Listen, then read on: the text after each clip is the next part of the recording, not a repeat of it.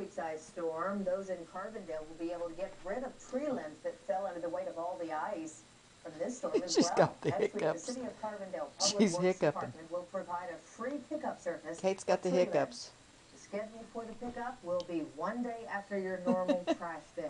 The city is requesting that you follow the guidelines on your screen there. The debris should be placed curbside. Make sure that the piles Thought she was doesn't block done. That means sidewalks and streets. she's growing. And tree limbs should be no longer than 8 feet in length. Nancy. Fallen limbs and ice-covered Are you done? roads as well as sidewalks force SIP No more to hiccups? close. The university isn't alone. A All large done. number of All area done. schools are shutting down. No more fearing hiccups. hazardous conditions. I quit This is growing the right second now. time the Carbondale You campus blue-eyed at SIU has had baby. to close in